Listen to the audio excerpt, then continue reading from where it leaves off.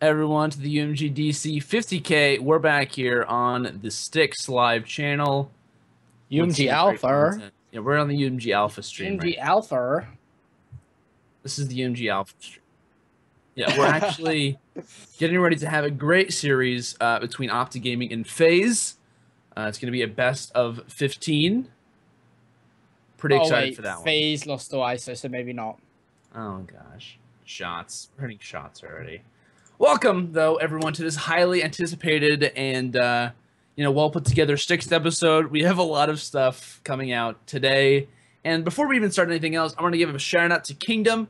It is his birthday today. We didn't ask him to be on the show because it is his birthday, and I'm sure his family would like to be with him on his 47th birthday. I think he's getting up there, maybe 53rd, something like that.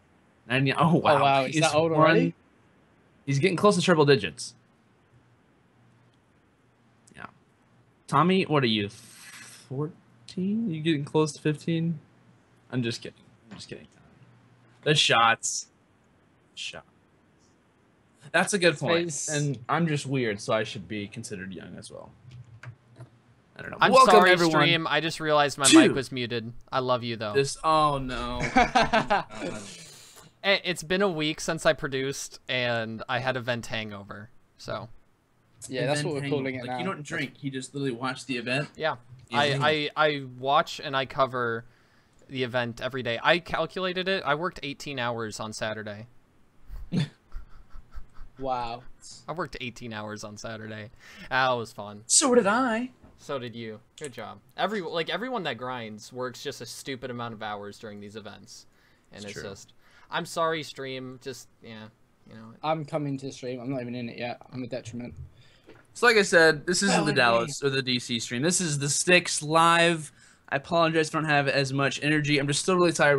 We've done a lot of stuff this weekend, but Tommy's here. Tommy has a lot of energy. It's like, what time is it in the I always have energy. It is currently 4 minutes past 10 in the evening. British summertime. You'll be pleased to know.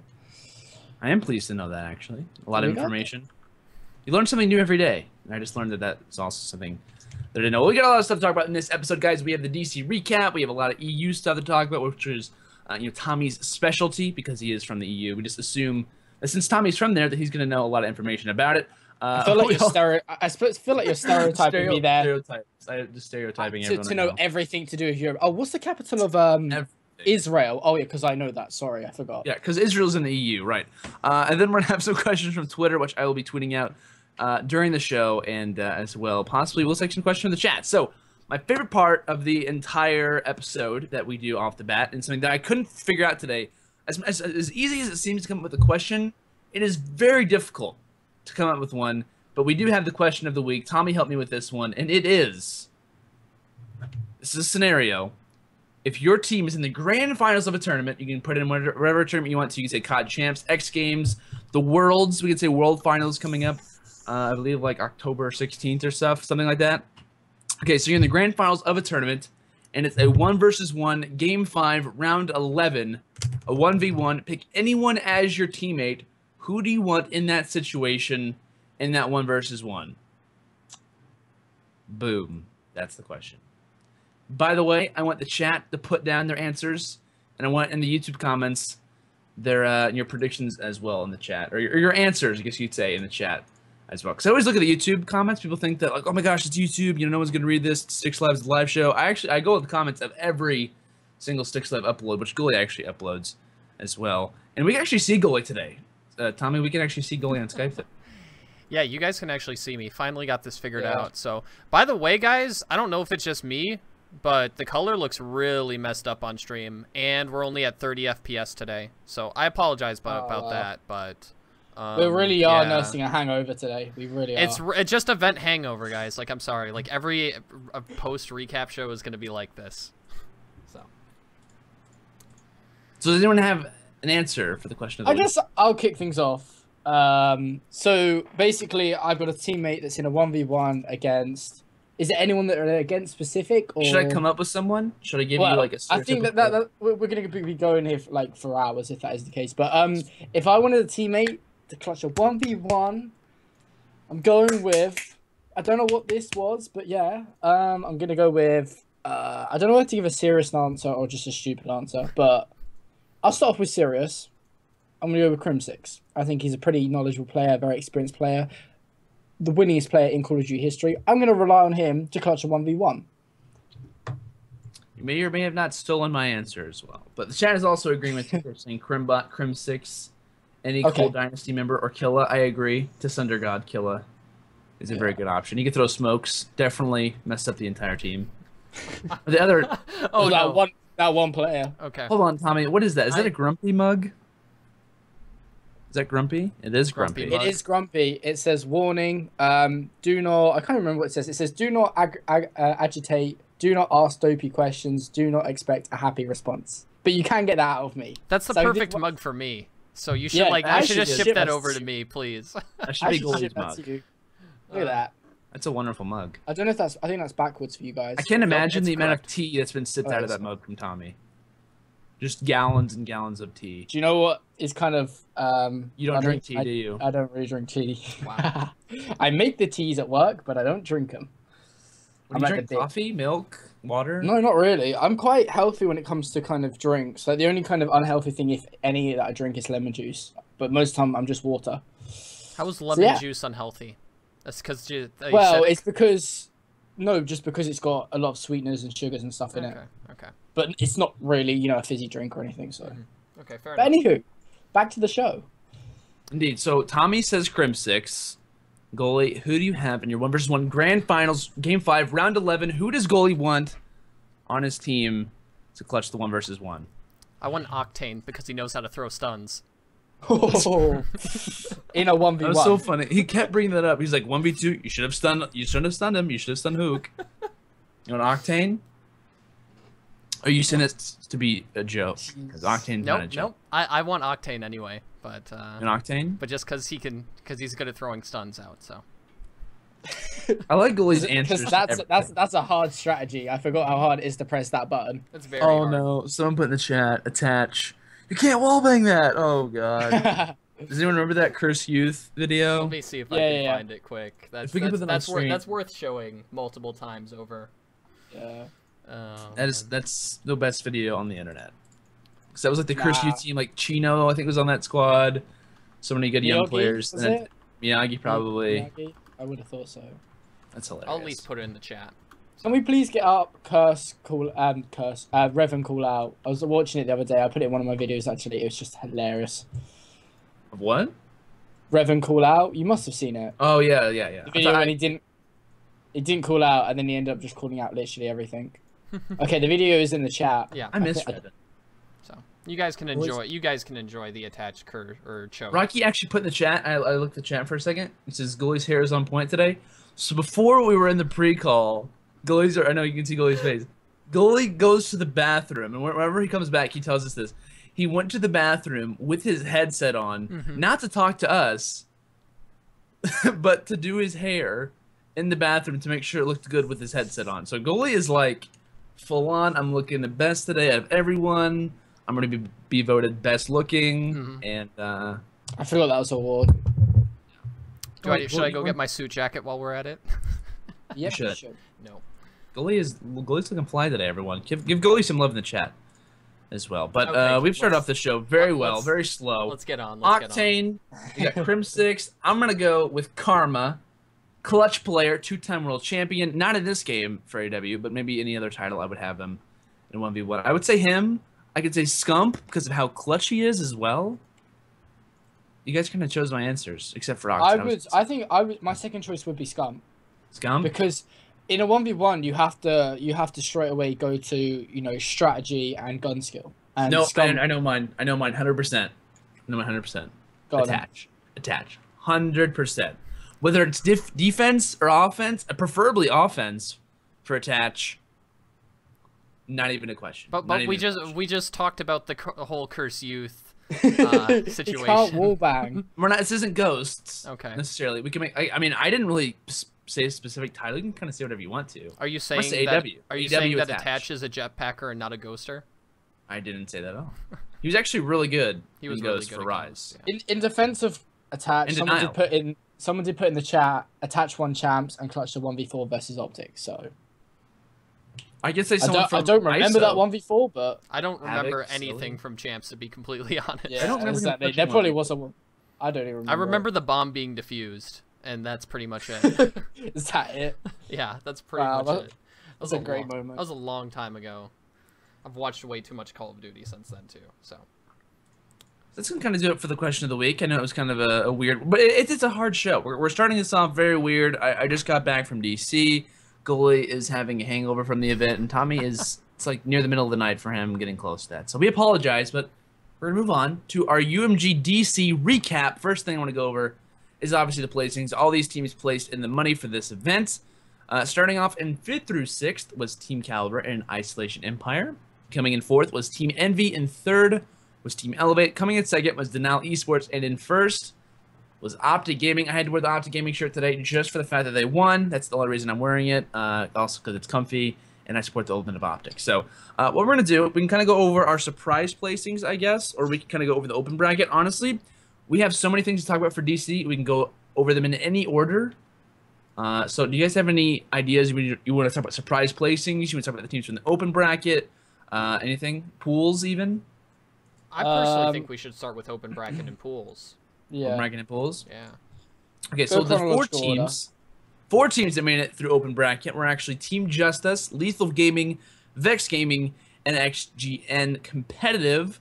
And I'm going to go to the COD Sportspedia, which I'll link it down in the chat right now. Everything that we're looking at really quickly. There you all are. Bada boom, bada bang. There we go. And we can also put it in the description for YouTube as well. We're going to take a look at each group, maybe give our surprises of each group, and then we'll kind of move on to the final placings and talk about our surprises from the final placings as well. So looking at Group A, Tommy, how about you tell us our teams that were in Group A? So Pool A or Group A, whatever you want to call it, we had Optic Gaming, Rise, TCM, and Onslaught. They were the 4 teams who obviously seeded via Pro Points. And then the team to come out of the open bracket was in fact Stunner Gaming, the team that placed 2nd at UMG Orlando. And as you can expect, OG won it 4-0. But I guess, I mean, I feel sorry for Onslaught because they kind of got a bit stamped on, it's fair to say. Smacked, that's a good word. Stunner, I guess, were a bit of surprise beating TCM. I didn't expect that, if I'm honest. That's probably, apart from that, that's probably the only upset I can really think of in this pool. I can agree. I think Onslaught coming to this tournament, I'd casted over them. I think it was the King of the Hill Perfect Alliance tournament, and they looked okay. Like Tiptoe was a really good player for them, but he just did not. I mean, you have OG in your pool. They lost to they got 3-0 by Onslaught. That was I think that was their first game that they played. Yeah, especially when you start off against Optic Gaming, it's like, and then your next game is Rise, who you'd expect to come out 2nd. It's like when you'll go down 2-0 as expected, if there was no upsets, you know, it's very demotivating to then go into that match against Stunner and win it. It did go to game 5, but still, it's like it's very kind of hard when you haven't won a map yet and you're already on day 2 and you're expected to come out against this open bracket team and perform like whatever. Yeah, Onslaught, like you mentioned, not have the turn run they expected, and to lose to Stunner too, like to get pretty much not demolished by Stunner, but get beat by Stunner, and then OG played Stunner, and that's when Formal dropped his 60 bomb. You know, I can't imagine how bad that would have been if Optic would have been on their tier time for their first match. So, is there any surprise in the pool that you guys didn't expect? Did you expect maybe TCM to make it out of this pool? I don't remember our exact pool predictions because the pools were wrong at like a certain point. I think I had OG and Rise coming out. Did anyone else have anything different? I can't remember if we disagreed on this pool. I think we both had OG, or we all had OG and Rise coming out of this pool. Did we? Yeah. I thought maybe someone said TCM, but I don't know who. When we had the predictions, we didn't have no TCM. We didn't have Okay. TCM in this Yeah, pool makes because sense the 4th team in every pool was messed up. But yeah, or the 3rd also team. good. Sorry. Right. So no, I think we can all agree that they were the teams that we thought would come second. Yeah, pretty. I would have said TCM probably over Stunner in like 3rd and 4th most likely, but you know, didn't end up happening that way. But we're gonna move on to Group B. Goalie, would you like to give us the teams that are in Group B by chance? Because no, none of us probably would have predicted the teams that came out in this order. I think when we all saw this, we're like, oh, FaZe, without a doubt, no surprise, no. Well, yeah, we all Had predicted. that in our mind. Well, we all predicted FaZe didn't taking even first place. think about it. And I didn't predict FaZe getting first place. I predicted OG. No, in the pool. In the pool. In the pool. That you meant in over. Sorry, I was shout out. Okay, but yeah, the teams in Pool B, as you can see on screen right now, were Justice, which was the team that came out of Open. Wait, no, Justice came out of Wait. Yes, Justice came out of Open. Vex was already there. Okay. Justice came out of Open. Yeah, it's okay. Sorry. Justice, which came out of Open Bracket, Team Envious, FaZe Clan, Epsilon NA, and then Vex. And I predicted Vex to do a lot better than they did this weekend. They didn't have anything going for them at all, and it was it was kind of disappointing from my end. I had a lot of faith in the guys, but it just happens sometimes, and it was just obvious that the teams were all better than them. So yeah, it wasn't good for Vex, to say the least. I think I casted over Envy versus Vex. I think was like the first game. Yeah, it was, because that was the first game on Pool B. And Vex did something really cool in Search that I noticed, is that whenever they play Search, because that was the only map they took off of Envy, was that whenever they play Search, all of them go everywhere together. Like, and which I thought was kind of cool whenever they played FaZe, because I wasn't for sure, since FaZe like has Zuma who rushes out, which they were able to adapt to really easily from what I saw. But Vex always goes everywhere as a team, whether it's the A-bomb site, B, and I saw a couple times where they would go on a team flank. Every single one of them, every single time, no matter what they did, they all went as a squad, and I think it kind of caught Envious off guard, but you know, didn't seem to fare well against any other team, because they did go 2-12 in map count and 0-4. But other surprises in this pool, I know we could say Justice.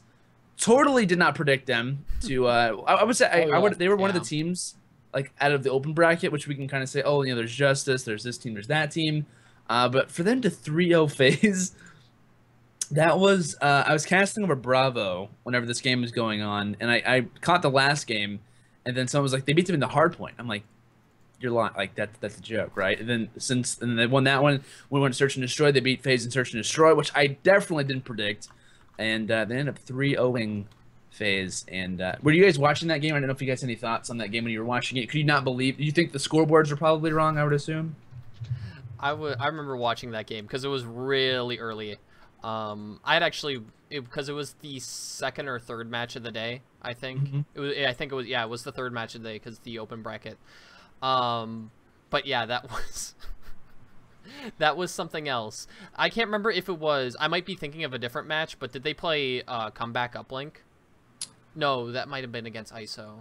I can't remember, to be honest. I'm trying to look back right now. Here, while you look at that, I was just say I casted over Justice and their Open Bracket match. The winner of the game that day would go into pool play, and they played 3s up. And I was like, you know what, maybe they'll look okay. I was kind of surprised. I was like, 3s up is looking pretty good. They have a pretty good roster, and I was like, Justice just came out like pretty well in the first hard point because it was a best of 3 winner of that game. And that was actually on Alpha. That was the one game I casted on Alpha. And I was super surprised on how well they did after, because they had a lot of struggles. Like, Kenny is known as their main AR, and he was really struggling against 3s up. And I was like, moving forward, I think they could, do well, but they didn't have to like literally play completely different. And they definitely did for the most part in this pool, only losing one game, but ended up finishing 3-1, beating FaZe as well. Totally shocking. But Gloy, do you know what the game 3 was by chance? I'm still looking at old tweets, and I do not remember at all. That might have been against Justice is the game I'm thinking of that was Comeback. It could have been. That probably was Justice. Could have been. But Tommy, do you see any interesting games in this pool that you witnessed? Well, the FaZe Justice game. The Justice game? Anything else? Like, just simple. I mean, other than that, maybe I don't. Well, I mean, Justice only lost to Envy. You could probably say them beating Vex isn't an upset, and then they beat Epsilon. So that's kind of the only other matchup that could possibly be considered an upset, considering Epsilon are obviously in the Pro League and are expected to perform to a higher caliber level, because Justice obviously aren't. But with that being said, that matchup did come after Justice beat FaZe, and that would obviously give the team a lot of confidence going into that matchup, knowing that they've beaten arguably at the time the best team in the game. Right. So from saying that, it's maybe not so much as an upset, but that's kind of the second matchup I would go to. I found it interesting though it was the last Pool B match how much Justice cooled down in between their match against Epsilon and their match against Envy. Now Envy had got to play Epsilon beforehand, so that they were warmed up going into that match. But to get to 3-0 Justice after Justice, like streak, right? Obviously obviously FaZe was not warmed up when they were playing against Justice. It was pretty obvious that there was something off about the team chemistry. I wonder if they just kind of thought, oh, it's Justice, it's an open bracket team. I wonder if they kind of like thought of them as I'm pretty not sure a joke, but you know, I'm I think pretty they sure thought, that's what happened. I would say they were confident coming into that game. I would say for sure. But let's not forget as well, like at the time, Envy would have been 2-1, so like they were at the time probably sitting third in the pool, so they knew that was kind of a really crucial victory to get themselves into the upper bracket of the championship bracket. So there was a lot of pressure, and as Goldie said, I think for them to 3-0 Justice after beating Epsilon and FaZe, I think that's pretty respectable, I've got to admit, because when a team gets hot like that, they normally do go on a rampage. So, I mean, yes, they were warmed up because they played Epsilon, but still, I think they did really well because, I mean, if you look at it, just before playing Epsilon, they were, 1-1, and potentially looking to be sitting where Epsilon ended up in the end of the pool. So, for them to 3-0 both Epsilon and Justice really did them justice. See what I did there? Wow. So, yeah, I think Envy really proved some people wrong, because I think we all said it coming into this. This was a pool that potentially we don't know who could come out second. We all predicted FaZe first because of their past events. Yeah, but this was a pool I think we all said. We said which pool is going to be the hardest to know who's going to come out of, or like the most complicated, should we say? And we all said this pool because we just did not know how Envy were going to perform. Yes, Aqua didn't play at MES. They had Merkin said, but still. Okay, wait. The chat's catching up with me. It was a 3-2. It was a 3-2. Yeah. I didn't know if I was just like thinking wrong or not. I wasn't for sure. Oh, was this the? It was a 3-2. Then why is it? Because I did not. I tell you what, I can actually remember this because when I did my recap video at the weekend, I actually I screen shared and went through COD Esportspedia and the work you amazing people do, and then it said 3-0, and someone actually, a couple of people in the comments on my video said it should have been 3-2. You're right. I forgot to tell you about that. Oh well, you know what? It's all good. It doesn't matter. That would make more sense, though, wouldn't it? It would make more sense for it to be a 3-2 after how well Justice. I was confused too. That's right. Let me fix that quick.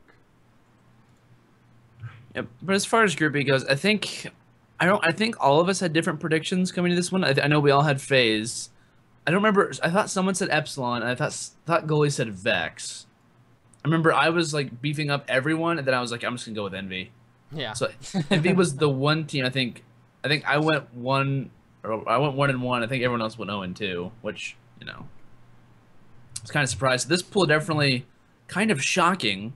We're moving on to Group C. The teams we had in Group C were obviously TK, Denial, ISO, Vanquish, and Enigma 6. This definitely was probably another group that could be considered under the group of death. TK actually finishing out 3-1 in their group.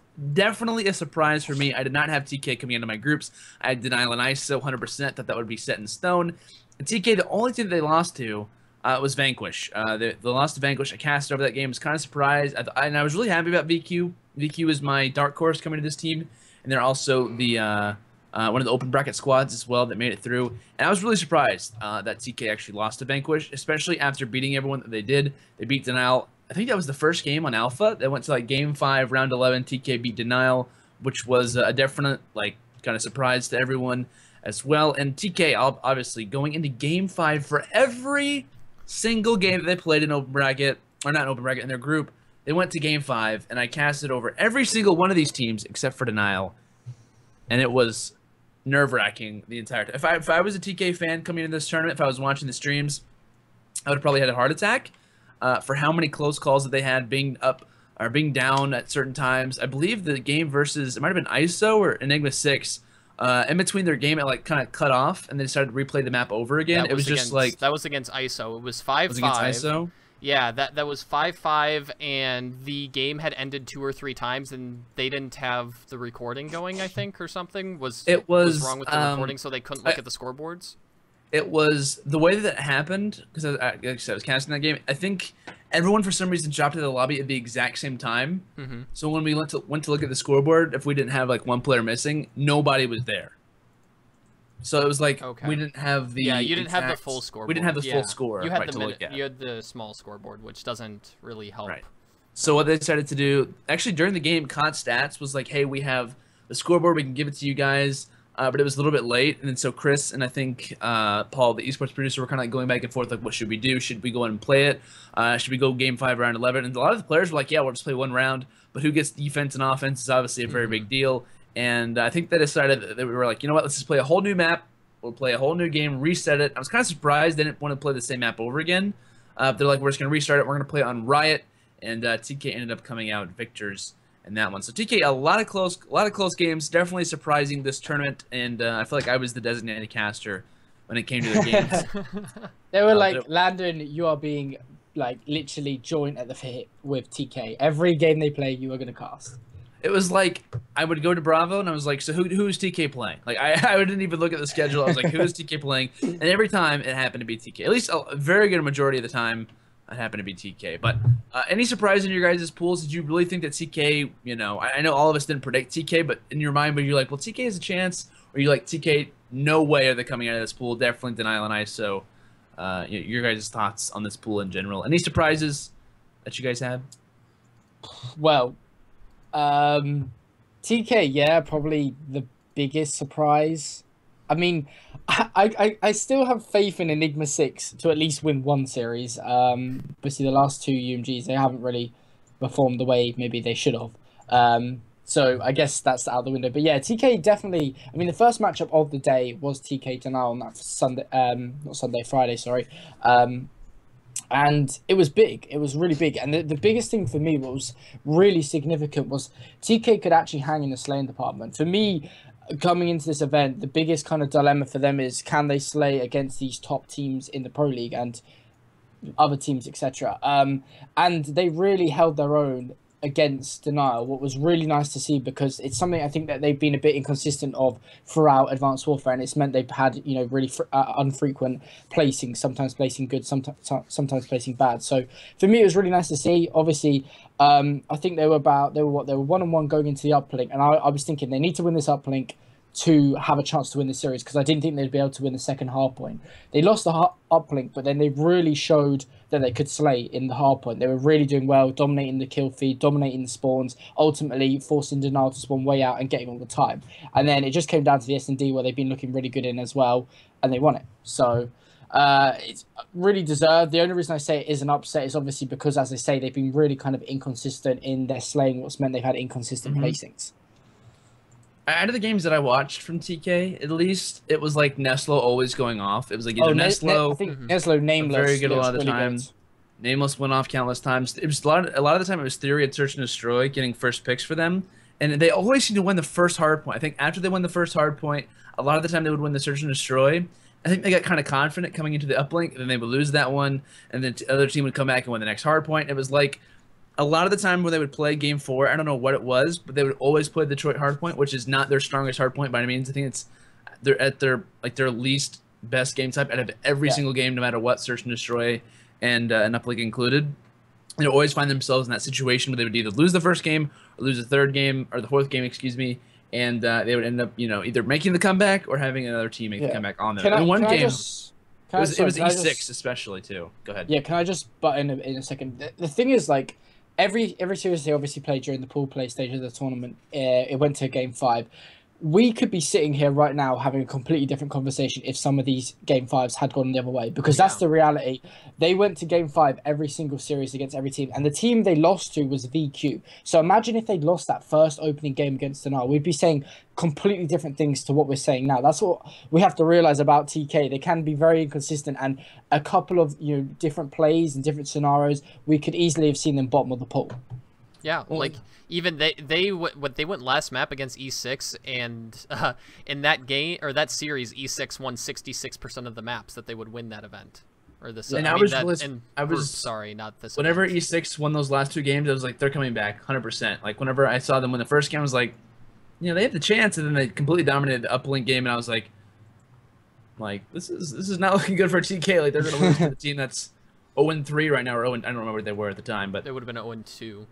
yeah, 0-2 at the time. Yeah, that would have been not good for TK. But they ended up clutching it out. Like I said, I even saw Sharp's post UMG video, and he was like, "We're actually dominating in the hard points. Like that's like completely different from our playstyle. Like we try to come back after the first hard point versus these teams, and they ended up showing out pretty strong. So as far as E6 goes, I would say I'm surprised, but I would have probably had them in the back along with what I would have considered TK or Vanquish, but not even winning a single series, not what they had imagined, and ultimately just didn't look good throughout the entire tournament. From what I watched, General was very inconsistent. Provy had some good moments, but it seemed like they just weren't working as a team very well. Felony carried a lot of the load for them. I think he dropped like a lot of 40 bombs and stuff, but it just team couldn't hang with a lot of these. It's really disappointing too, because Generals seem to be off ever since the guys Cade, Exib, and M. Ruiz left him. Like even when M. Ruiz was still in the team, General wasn't really like he wasn't on point like he was at Cali. At least from what I remember. Yeah, I think it's a very similar scenario to Revenge and even Stunner, where I think that the reason that these two teams, or these three teams in question, were so successful is because they not only had you know, the appropriate roles for the game, but they also had that chemistry, that really good teamwork that we're only just really seeing. You know, that these uplink plays, they were nothing like this at the start of the game, and it's because we're seeing the passing feature being used more. We've seen some updates and patches from Advanced Warfare and Sledgehammer Games and stuff like that, and that's why I think it's almost like once you kind of pull these players apart and then put different players in, it's like you're putting the wrong parts into a car, almost. Mm-hmm. I definitely agree with that. It's like I said, it's their first land together. Whenever I'm making my predictions videos, like don't expect E6 to do something crazy. Not that they're not a good team, not that they're not good players by themselves, but it's a new squad, completely different players, not ever playing with each other and whatnot. So not a very good performance at STiKS. And I gotta bring up something really quickly. Probably one of the best moments in the entire tournament would have happened if this snipe would have gone down. Vanquish was versing TK. I think it might have been game 2, Solar. It might have been game 5, actually. I don't really remember. Either way, it was Solar, Search and Destroy. It was, I think, VQ on, I don't remember what side it was. They were on the statue side. And if anyone remembers the snipe at the beginning of the game when it was attached, whenever he goes up on that top statue, and once you jump on it, you can see all through the entire map, like through middle, you can see all the routes and stuff. Yeah. He jumped up there. And nearly hit it. He hits the snipe, but it's only a hit marker. No. The one time that it wasn't a hit marker, and I swear to God, I'm sitting in... That's going in a fails video if I can find it. I'm sitting in the DX Racer chairs, which are very wonderful. I'm not just saying that because they were a sponsor of the event. They were great. So I'm sitting in the chair, and I go, oh my God! And I was like, oh no, he didn't actually hit it. I was like, what in the world just happened? Would you expect it just to be a kill like that? Yeah, I would say a good percentage of the time that you hit someone with the Moors like that, you're going to kill them. The one time, that would have 100% been top play of the entire event because of how accurate it was. I think the first time he jumped up there, the first time he jumped up there, he missed. And so it was like, oh gosh, you know, I think I switched off of him for a second, and then I came back, and then he hit the snipe. I think it might have been on Nameless, or it might have been Sharp. I can't remember. Either way, would have been the craziest moment of the entire tournament. I can't imagine if that would have been on Alpha. Yeah, I would have actually left the venue. That's what I tweeted. I got her. Actually, if it was on Alpha, if it was on Alpha, you would have been casting it. So because you cast all TK. Because you cast all TK matches. That's true. So I'm TK's designated caster. You are indeed. It's true. But that was kind of it from Group C. Obviously, TK and Denial made it out. ISO, Vanquish, and Enigma 6 made it down to the losers bracket. But heading into Group D, Tommy, would you be ever so grateful to tell us the teams that were in Pool, aka Group D? AKA Group D. AKA. So Group D, we had Elevate, Orbit, XGN, and ON. And then the team that came out of the open bracket was, in fact, Lethal Gaming, who, you know, made a couple of upsets later on, what we'll talk about. And obviously, I think we all agreed that Elevate, again, like what we said about Denial, FaZe, OG would be the team to come on top. They actually were. OG and Elevate were the only teams that we predicted to come on top that actually did. So it just shows how good our predicting skills are. And then it was a bit of a shambles in the middle because Orbit really did well, XGen did well. But at the bottom of the pile, it was, in fact, Optic Nation with Lethal coming in. I don't really know what you've done with your placings here, but it goes 1, 2, 3, 5th, 4th on I don't know if you can get it up for the stream to see. Yeah, I already have. Oh, wow, yeah. Yeah, I think it's going to be the way. I screwed up so many times this weekend just because of how tired I was. It's all good. Wow. But yeah. I'm really frustrated right now. Like, you have no idea. Like, why is it like that? Anywho, upsets. For me, upset is probably, I don't even know, because outside of Elevate, everything is like a muddle. Like, Landon, is there anything you kind of took note of this poll? I was kind of surprised by Orbit. I wasn't for sure how they would do. I was definitely would have predicted XGN to, not so that they didn't do well, but like I would have predicted ON over Lethal, would have predicted ON over XGN. Coming into this pool, I think I had Elevate and ON making it out. I figured that Elevate would probably get the sweep. Not saying that Group D wasn't full of good teams, but it just wasn't what I would have had in mind. Elevate 4-0ing, like I said, wasn't a surprise. Orbit, I was like, they're all really good players who were kind of overlooked. I was like, accuracy's the man type deal. Like, accuracy's a really good player. He's kind of not looked at as a great player as well. TCM is always going to be consistent. Happy's a really good player as well. Facento is pretty good. And I was like, they have the opportunity to make some noise. I think Orbit later played Opti Gaming, and they had some really good moments. I think Happy got like a couple 1v2s versus OG and whatnot. He started heating up. But I was kind of surprised by Orbit. Definitely wouldn't have said that they would have gone 2-2 or at least finished second. But I was kind of surprised by Lethal. I know their one game that they won was against ON.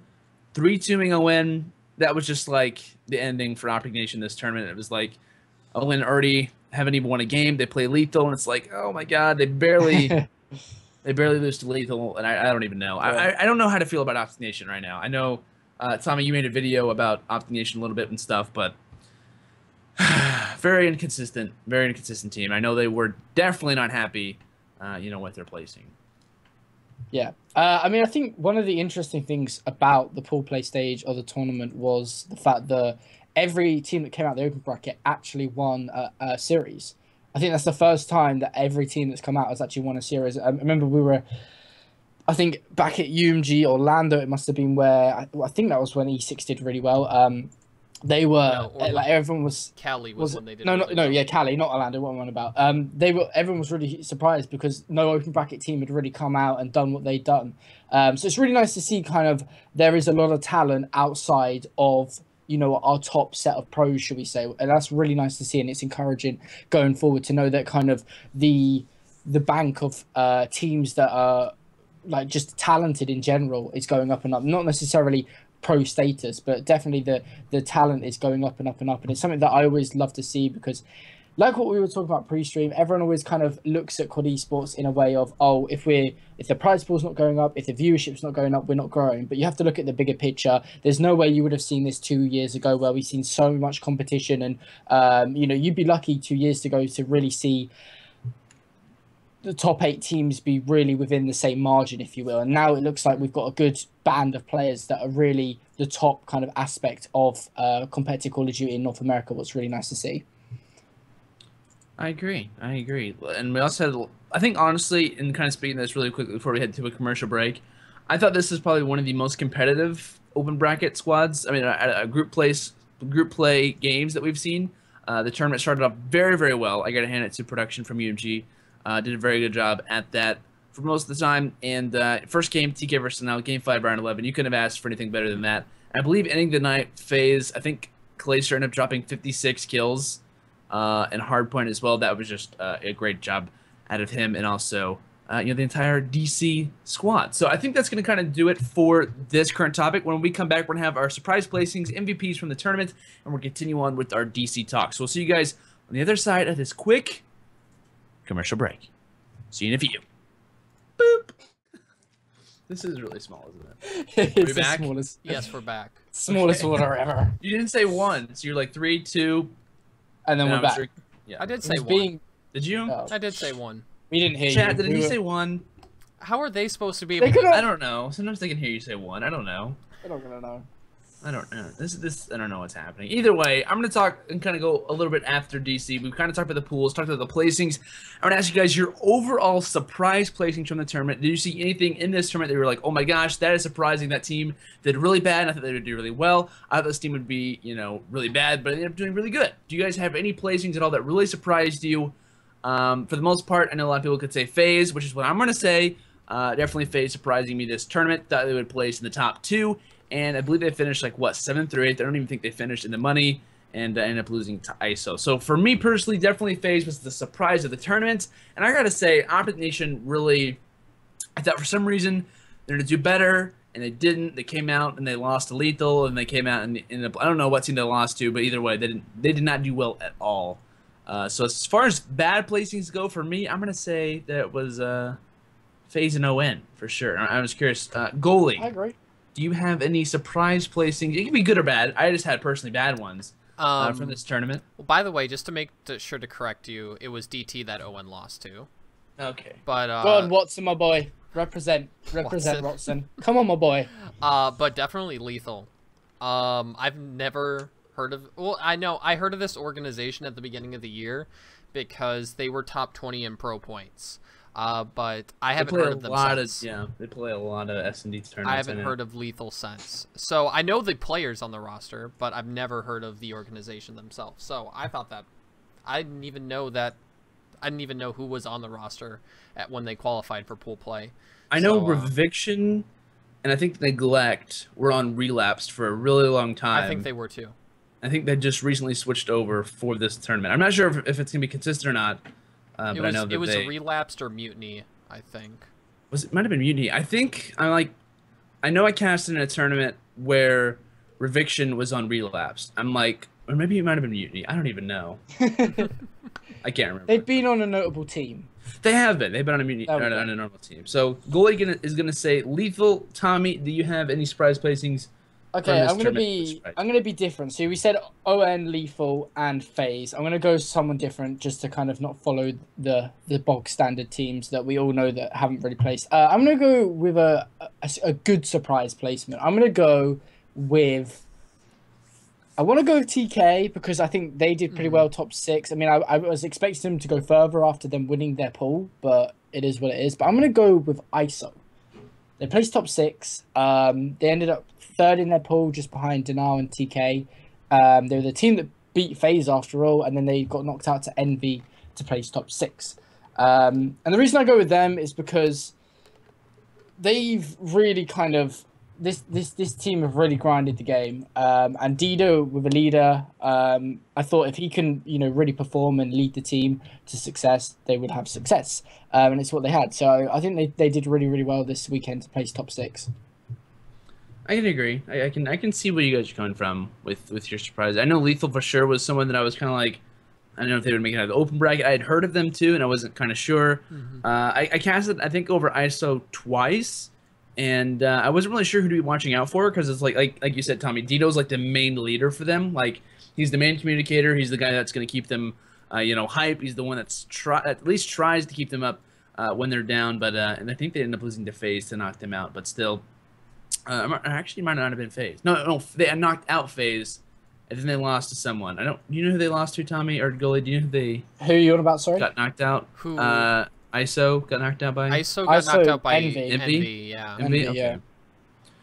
So yeah, if the chat has any other surprise placings, I'm looking down to that. I saw someone mention the Pro League that like they knew FaZe wasn't going to do well because of their placing in the Pro League. Like what was denial? 2 and 6. I think. I have no clue. Honestly, teams aren't. Everyone realizes now that the Pro League Season 3, it's like everyone's going to make it through.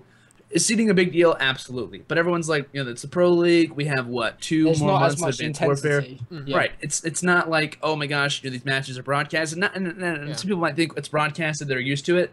I mean, teams, honestly, if the stream is up, if people can watch them, they're going to try their best. Like, it's not like... Normally. I feel like a prime example of this is Orbit. They're 1-10 according to records, and they came top 8.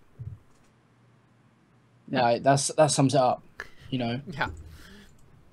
So I did hear that Owen had forfeited like 1 or 2 matches, so I don't know if some of these teams are forfeiting their matches, but who knows? Yeah, potentially. Who knows with the Pro League? We have no clue what's going on. So.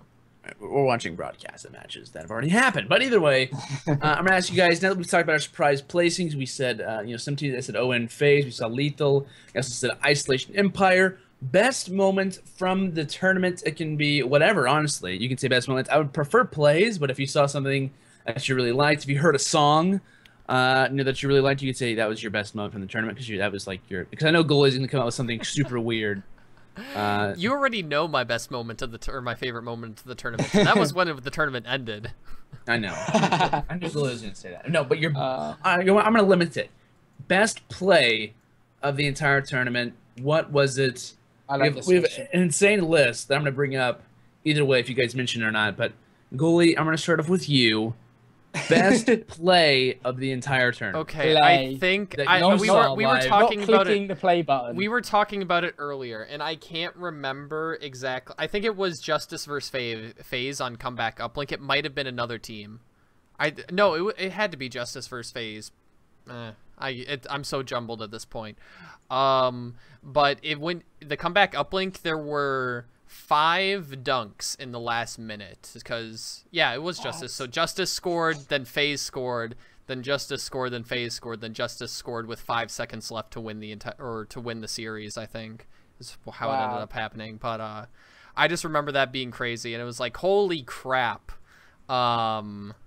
It was one of those points. It's like when Blitz was like an amazing game type, when it could be an amazing game type in Ghost, it would just be like back and forth, who's gonna win. Really intense, it was one of those moments where it's extremely intense, and you don't know who's gonna win. So you don't know if the team's gonna get back to the spawn in time. So I'm sorry, I unplugged my headset for a second. I didn't hear what you said. I apologize.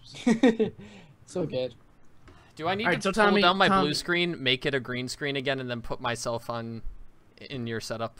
I mean, you can do whatever you want to. That's you need to do that. You do that again. This is Goalie's objective while Tommy answers the question. So, Tommy, what was your most surprise place in your favorite moment? I've got a couple. Tournament?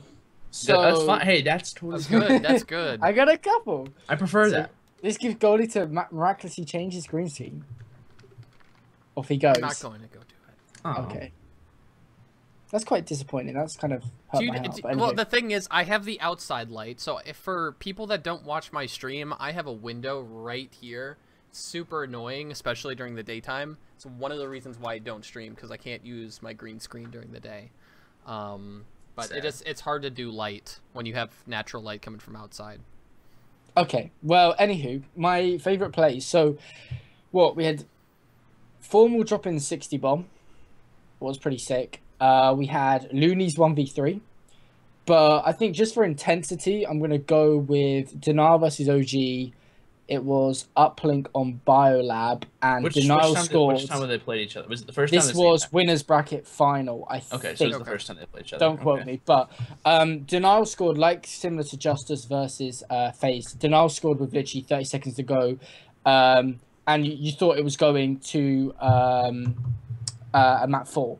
There was a lot of intensity, and then all of a sudden they realized that they're all out of place, and Optic basically have a free run to the goal, but it's literally with seconds to go, and Scump throws a Kobe, and it goes in with like a second to spare, and everyone just goes mental. That was I was casting that game on Bravo. I was in the middle of saying something like I thought was pretty important to the match. I just stopped talking. I was like, oh my gosh, it's a big play. And then everyone goes, oh my, I just heard that was the loudest I've ever heard a crowd get. And I wasn't even in the crowd. I was on the Bravo station. I just stopped talking. I let them finish. It was 10 seconds of just constant screaming. And I was like, something amazing just happened on Alpha. And I missed it. All right, so back to TK and ISO. I was just it was kind of sad, but I was I enjoyed that the crowd was getting hyped. But a lot of the time whenever I'd watch the VODs of DC, which they haven't really uploaded, but MLG tweeted out a couple moments from the tournament. Whenever I was casting, you could hear the open bracket, and you could also hear the Alpha station. Yep. So it sounded like the crowd was near us, which kind of made it sound even cooler. But either way, I thought that was absolutely amazing. Whenever I watched that playback, Tommy, I thought that was absolutely insane. But so you're gonna say that it was for sure Scump's Kobe. Yeah, I mean there's quite a lot of good plays in all. No, yeah, no, absolutely. I think I made a list then. I think. I don't know. Anyway, carry on. I'll see if I can find some more. No, you're fine. I gotta say, some moments that I noticed was definitely Gutterx's snipe. If it would have gone down, would have gone down. Would have. I did write down. I think Zuma had an ace versus Envy where he got like a 3-piece in Riot.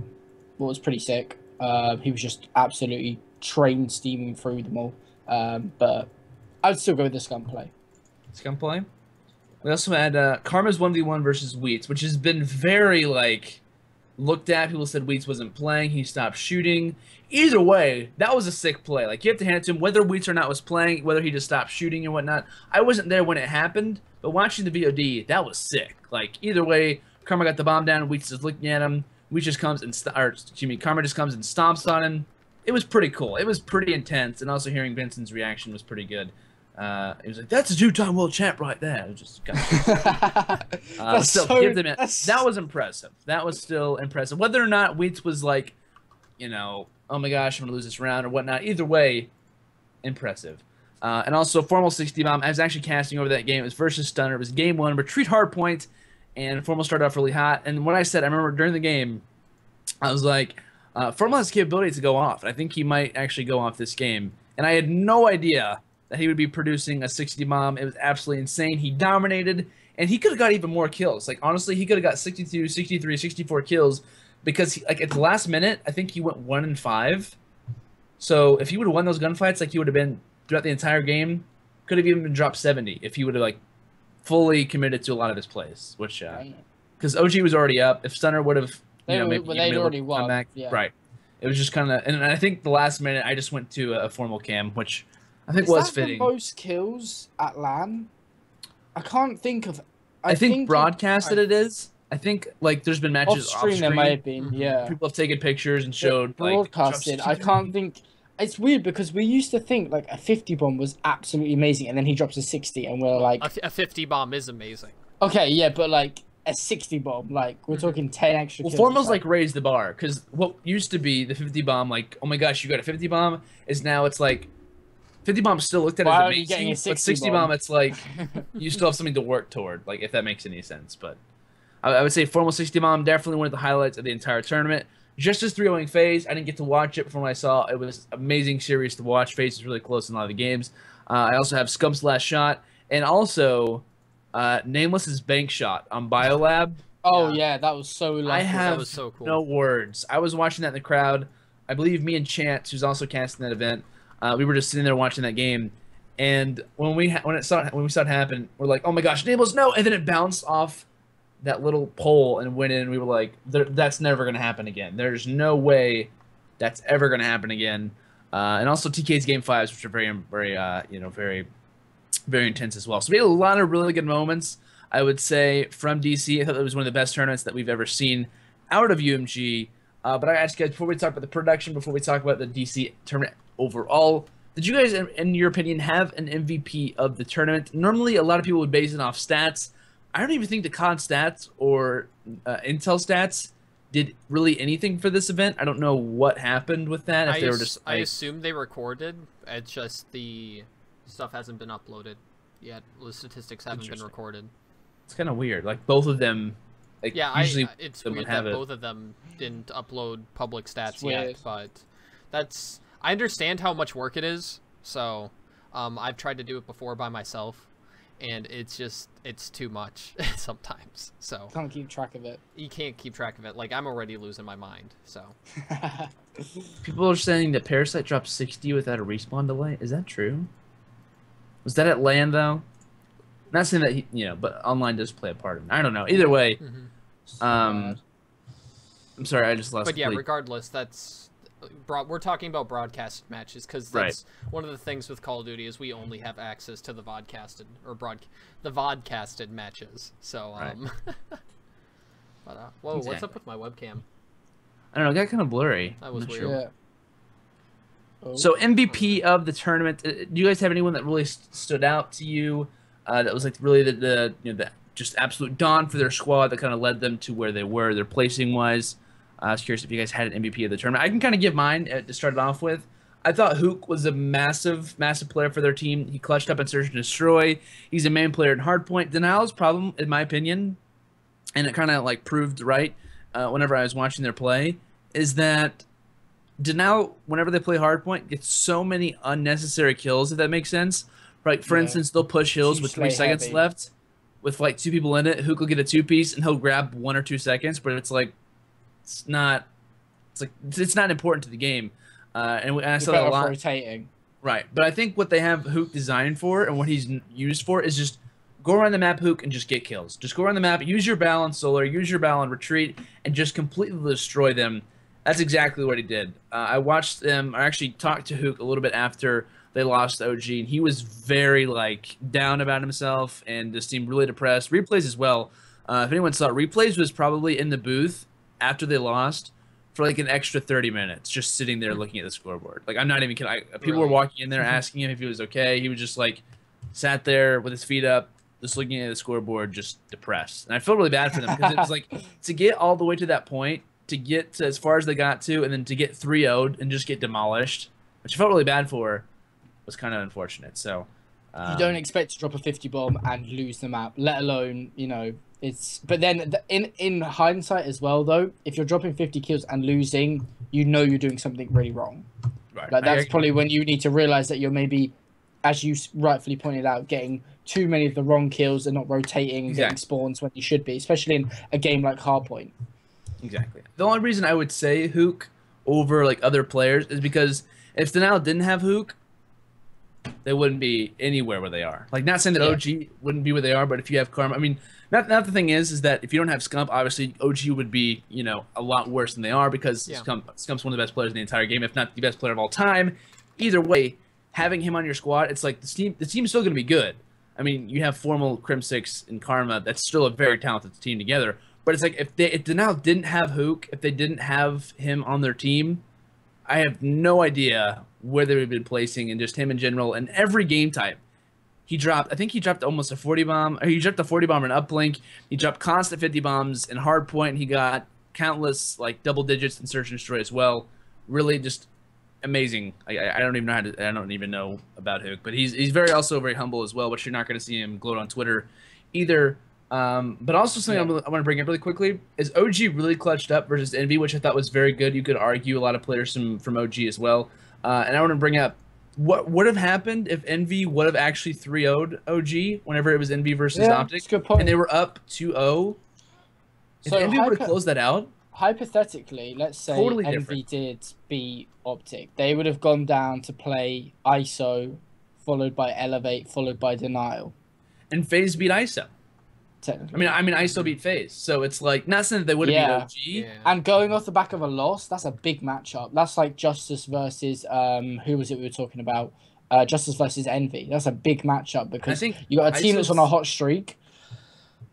Like, yeah, I don't know. And then after that, they got to play Elevate. Then after that, they got to play Denial to get back up to play Envy potentially in the grand final. And I think like it's the same thing is that ISO's like a wild card. Like they can be good at just about any game set that you play them in. Hardpoint, say they beat let's just say for instance Envy beats OG, they beat him 3-1, 3-0, whatever you have. And say that they go to play ISO. What if they lose the first hardpoint? Because OG's not going to win. No offense to OG, but I would definitely favor ISO versus OG in a normal search and destroy matchup. Not saying that OG's not good at them, but it's not their best game type by any means. They'll even say that. And based on previous tournaments, they're not the best at search and destroy. Unless you're Karma and you can just 1v1 people with a knife. But either way, I would have preferred ISO in that game. So it's like, it really comes down to the first hardpoint versus OG. So we could have saw a lot of different things happen, but OG clutching up countless times. You could argue a lot of different players from OG as well. I thought Scump did a phenomenal job this tournament as usual. But I'm just going to say Hook. I just cast it over him a good amount of time as well. And that's fair enough. You know, I'm kind of biased just because you have your reasons. And MVP for me is always a personal opinion. You know, the way we decide the MVP is opinion. That's how Clayster became MVP. Everyone voted for him because of their personal opinion. So I'm going to go with someone different though. I'm going to go with Octane from Envy. I thought the dude played absolutely amazing this weekend.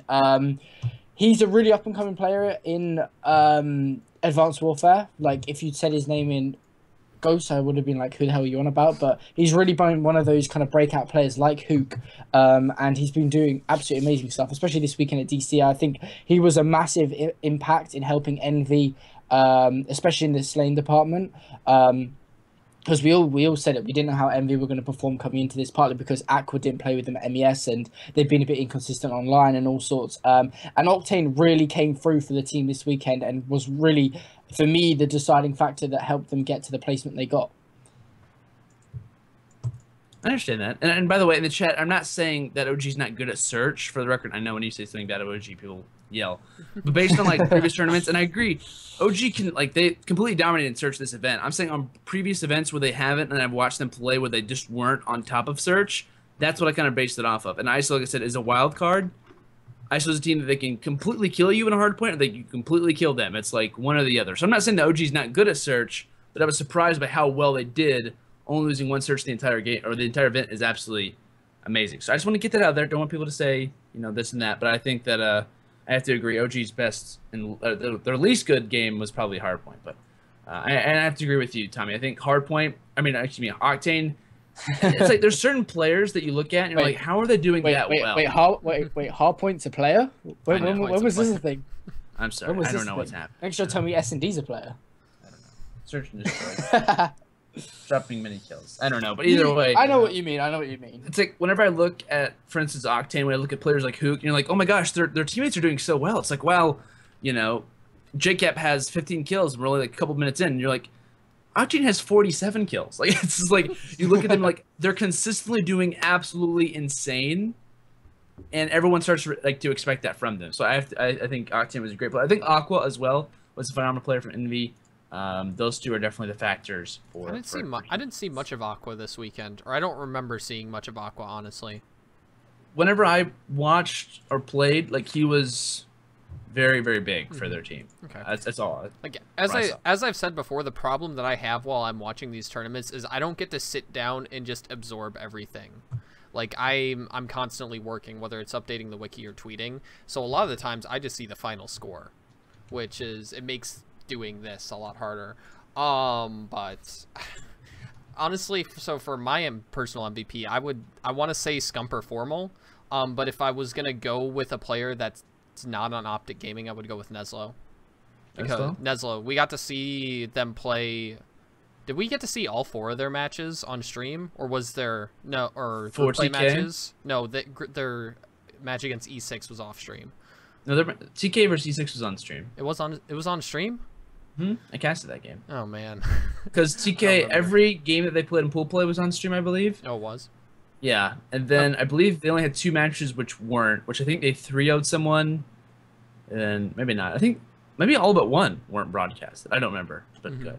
Well, I'm gonna say go with Neslo though, just because I've watched TK the most out of any team. I would have to say, just because of how many times they were on stream then, and he played well.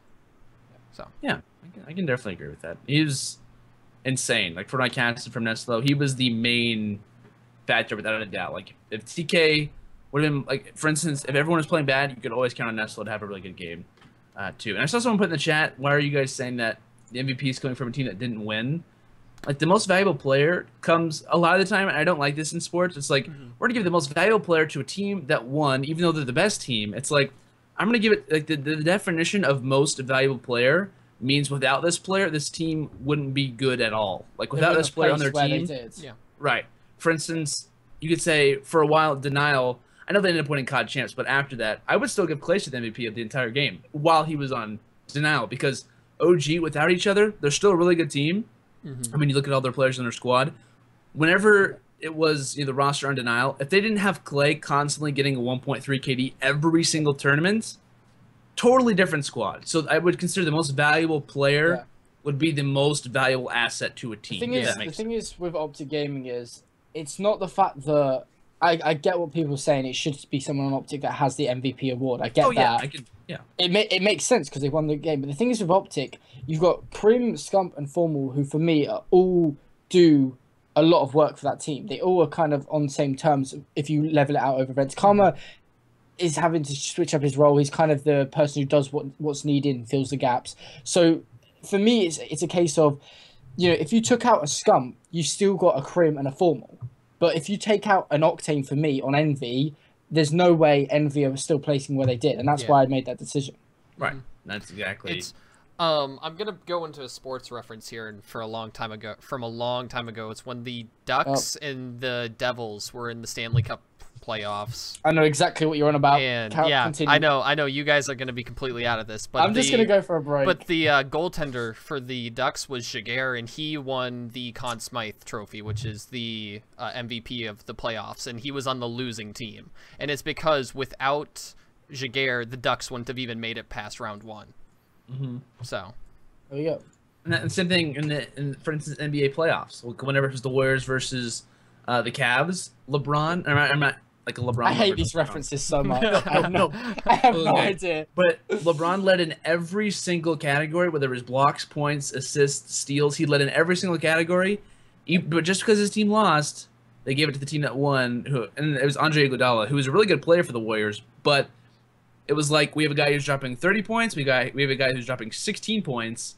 We're gonna give it to the guy that won. Like, it just doesn't make sense to me. Like, as much as I think that the team that won deserves to have, you know, a player that was really good for their team win, it's just like the definition of it doesn't really reflect that. The best way I can transfer it for anyone, or translate even for anyone that isn't from the States, and I have no idea what you're on about. It's like having a top 2 player on a team taking their team to first, and having a top 16 team take a player on a team take their team to 6th, something like that. It's like, and without them it wouldn't have happened. And you got to think the difference in like their stepping up in capacity is bigger on the team that may have not placed as well as this other team, but they've done more in terms of helping their team progress and place better. So, but I can you know, it's all opinionated. It's all opinionated. And to be honest with you, I would much rather have a good, solid team of 4 like OG does, and that's something they weren't. It has to rely on a player. Yeah. Than have a most valuable player. Like, I don't want my team to have a most valuable player. I mean, to say the most valuable player means like the most valuable player of the entire tournament. I want all my teammates to like be constantly running for that. Like, I want to have a group of 4 rather than 3 and then 1. Like, I want to have a group of really good players. So in an instance, you kind of don't want to have the most valuable player on your team for the fact that you want everyone to have that capability of going off, which is exactly what Optic Gaming has. You look at their team, you're like, oh, we have Scump, you have Formal, you have Crimsix, you have Karma. It's like, I don't know who's going to go off. Like, is it this guy, is it that guy, or is it that guy? It's like, you don't know. Like, Formal dropping 60, Scump going off, Crimsix doing the work, and also Karma at times doing amazing things. I don't even know. It's just... It's like, it's why COL was so good, because if STiKS was having an off game, you still had Clayster or Karma, whichever one, and Krim, that you could rely on. It was like, it's to a point where you don't need every player to be going off every game, because you can always guarantee that one of them will. And that's why there was a phrase of saying, like, you can beat Cole once, but you'll never beat them twice, because yes, they may have one off series where just on the off chance they're all not performing all guns blazing, but you're never going to catch it twice because it's so it's so unlike them. I can agree. Kind of similar with Optic, but obviously it's a different game. I don't want to kind of compare the two together because I'll get just hate. Yeah.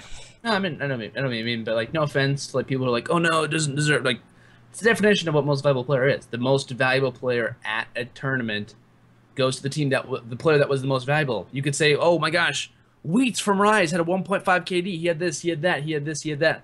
And in a sense, he deserves most valuable player for the fact that, and I have to agree with the chat in some sense. It's like, if you didn't place very well, it's like, how valuable were you really to your team?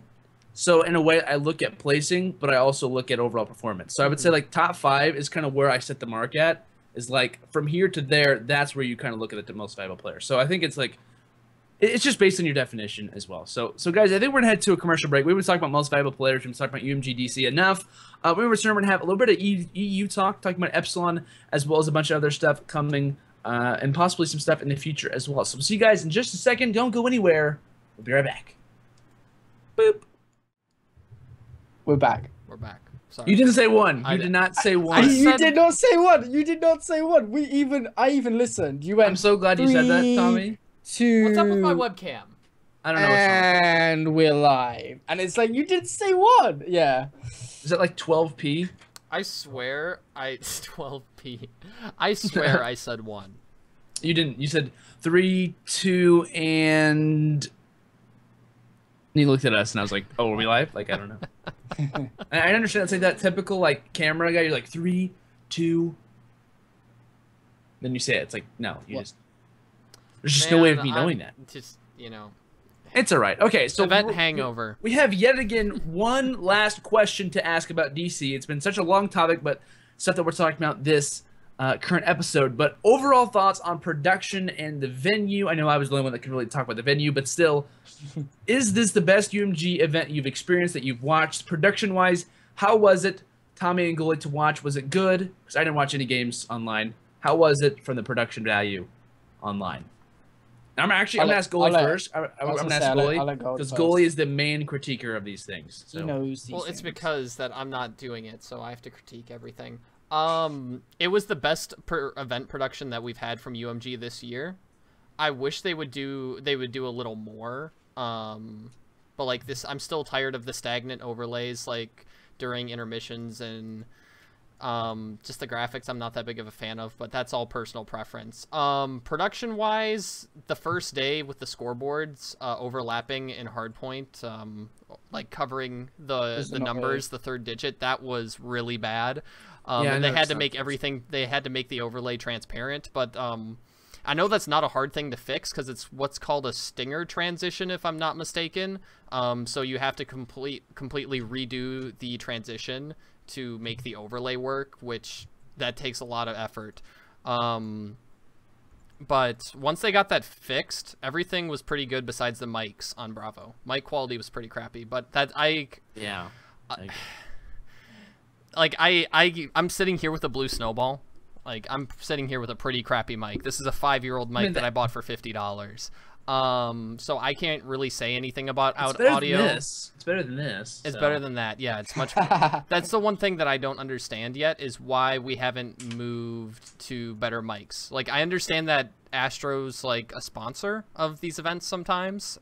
I think they weren't this event. I don't think so. Like, I understand using the Astro mics on Bravo if it's a sponsored event, but we need to get better audio quality. 100%. I just wish we could use the same things on Alpha. Like, not that I mind, but like Alpha has really nice ones, and I mean they're great to use. Like, and I always say this: people are like, would you rather be on Alpha or Bravo? A lot of people say Bravo just because it's a lot less intense in a way. Like, you don't have to worry about the crowd looking at you. Yeah. I would 190 per time. I don't even know, 100 times rather be on Alpha than Bravo, just for the fact that it's a lot better, the mics are better, you can hear yourself talk, and especially on Bravo, I mean, let's just be honest, it's not the best setup, but they had a really good setup, I'm not gonna lie. UMG had a great setup, but they did have the open bracket behind us, which at times worked in our advantage, because on stream it made it sound like people were actually behind us watching the game, and it made it more intense. Yeah. But as well, it's like, we can't hear ourselves talking, as well as we can hear all of Alpha, we can hear the open bracket. It's just like, it's so hard to like think, like you have to really focus in on the game. Like, that was the hardest part. Like, it's getting better. I just want more. Yeah. That's Right. what I'm saying. That's exactly what I'm saying. Like, you should constantly be striving to make the production of your whatever it is better, and I just want to see more change faster with UMG. Right. I understand. So, Tommy, you have any thoughts about UMG as a whole on the presentation side of things online? I think Goalie pretty much wrapped it up. The mics was the biggest thing for me. They did eventually get fixed, but as you said, I think we need better quality mics. You know, we've got a 50K LAN, and the production has been getting ever better. I'm loving the little interviewing area. I think that's really awesome. A little new addition to it, because the biggest thing kind of towards the start and middle of Advanced Warfare was there's a lot of downtime on UMG and just events in general. There's not anything going on, and I think this is kind of a good solution to go to a kind of analyst-esque kind of area where you can interview and dissect the matchup that's just happened. So that was really good to see. But yeah, just the only negative really was the audio quality, especially on Bravo, like what we talked about pre-stream. I could not differentiate from Landon to other people. It was so hard to differentiate. Which kind of affects casters as well, because it's like, you're looking at casters, like who you like. It's like, I don't know who I like because I don't know who's talking. Like, that was, and I didn't even know that was like an issue. Like, a lot of times people would say I was too loud, which I had no idea. Like, if I were to move my mic this way, like, it might have been a little bit better. But then again, my co-caster who's right next to me could have heard as well. So it's like, the funny thing is that we're talking about production value, and I have no clue what I just did with my camera and Skype. Yeah. It's a little bit fuzzy. I don't know. It keeps going dark for a second. Yeah, The funny I know, thing it's is, really weird. goalie is host. Yeah, that's probably the issue. So. Maybe it's why. because we're trying this out and XSplit at the same time. Yeah. Potentially. I got Who you. knows? But much like the mics, the quality kind of matched how goalie's webcam is kind of looking right now, to say the least. But either way, hopefully they do improve it. Not that the mics aren't good. It's just, I mean, it's comfortable. It's really easy for me to have on my head. But I would much rather have like a Logitech or have, you know, a more professional sound equipment, which, you know, can make the Bravo stream 20 times better. Like mic quality is like the other half of the viewing experience that you get, just like the other half of that. So if they had the mic quality be a little bit better. Like, even if we could get the little mics that wrap around your ear and just sit right here on your cheek, that's 10 times better. Like, I know they're way more expensive than an Astro mic. But you know, you use them, you know, as it's useful. It's a lot more useful than people think it would be. So. I was going to ask you guys really quickly before we get into some EU changes, talking a little bit about Epsilon, which Tommy is going to kind of address a little bit. We do have Worlds coming up. Top 5 are going to have a lot easier time as far as standing and seedings go. A lot of pro points were given out at this tournament as well. And we have over $425,000 left in Call of Duty prize money to be given away in these final 2, at least in A events. I know EGL is having another event as well. And I think me and Gold were talking about EGL, a company. DreamHack as well. So there's a couple of events after, but as far as like NA prize pool goes, $425,000 left to be able to win. That's more than the first place team at COD Champs gets. So a lot of money to go around. Still, we have a lot of money to be given away. But now we're heading into our next topic, which we're talking a little bit more about EU changes, because Epsilon, one of the most known European Call of Duty teams in history, could be argued as the most historically known, has just gotten rid of their EU COD team for the rest of AW. I don't know if, Tommy, if you want to talk about this, address it a little bit more, but this definitely came to a surprise for me. I don't know about the roster situation, if it just wasn't working out at events, if there were issues going on in between the brand. I don't know if you want to talk about that, you know, just a little bit. No, I thought I'd let you have it. No, I don't have it. No, none of us have it. In all seriousness, though, basically, yesterday it was announced, it was, as you summed up, very surprising that Epsilon came out and basically said we are discontinuing our EU roster. Obviously, this doesn't affect the NA roster in any way. It's still obviously going to be Parasite with Remy, Naga, and Royalty. That's not going to change. It's not going to affect anything. You're not going to see Swanee go back over or anything like that. But what it does mean, obviously, the EU roster that was at this very recent Season 2 EU Pro League finals is not going to be no longer, and they're going to be all free agents. So from my knowledge, the roster originally was Swanee, Shane, Reedy, and Zero. Then Reedy went over to Millennium for the season finals or whatever. I don't know why. And then after that, basically became a free agent. So it left obviously Zero, Swanee, and Shane. And because there's been no events, there's been no roster changes or anything, and it was then announced obviously that Epsilon discontinued their roster. They're not going to be, you know, gone for good. They did announce in the article that they posted that they would only be leaving for the foreseeable future. Come Black Ops 3, they'll be returning, so you have no need to worry about that. And also Swanee did actually tweet out that he has a team and he'll be announcing it soon. So you can expect more roster changes quite soon. Yeah, I was actually involved. I was involved in a little conversation. So that's how I came about knowing that. So Swanee will have a team. I can only presume that there's going to be some roster changes because obviously everyone else is pretty much on teams.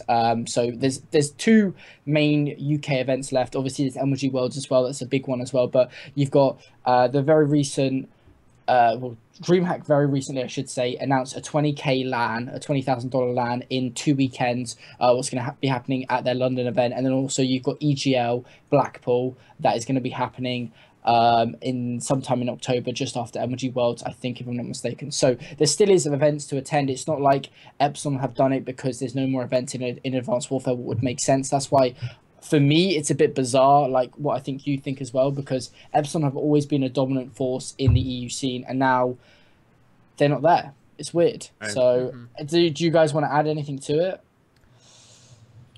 I was just going to say that it was, I had no idea that anything was coming about that. I don't know if anyone else really knew about it either.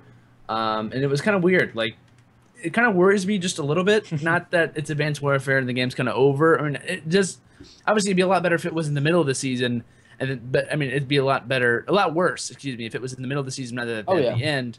Yeah. But to have Epsilon, like, I would say, like, what? Black Ops 2 Ghosts?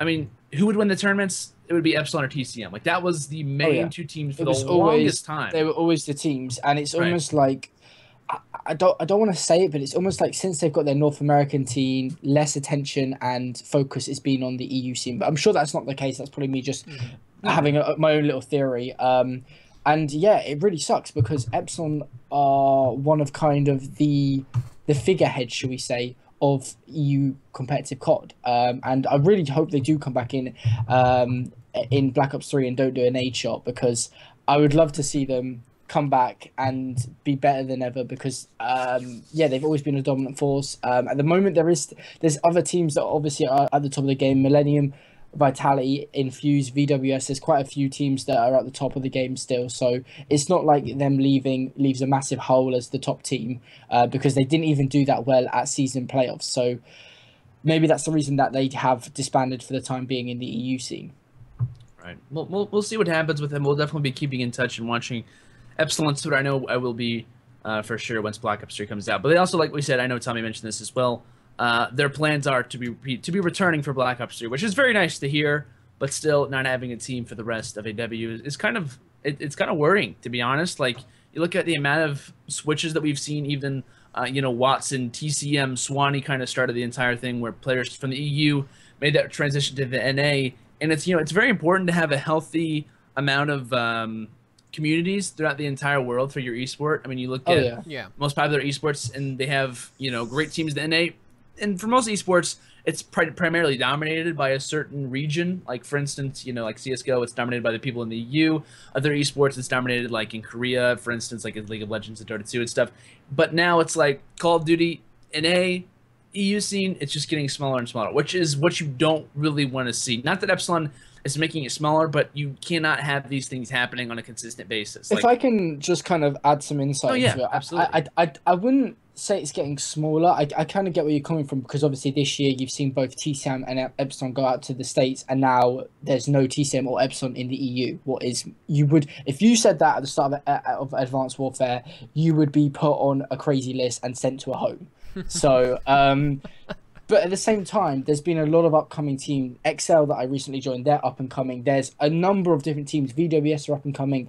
There's so many different teams that are kind of coming up the scale, like what we've seen over in North America in terms of players coming up the ranks. And it's the same in EU, and it's good because it's something that we haven't seen very much of in the past. It's always been the top kind of 10 to 15 players that have always kind of juggled themselves around the top teams, and now we're finally seeing some new players break out in this game, like what we see in North America. And I think that's a key thing that shows us that Call of Duty is growing and going in the right direction, even though Epsilon and TCM have both moved out of the EU scene for the foreseeable future. Yeah, I 100% agree with Tommy, because like before this year, I had like the main teams I knew of were TCM, Epsilon, Vitality, Infused, and Prophecy.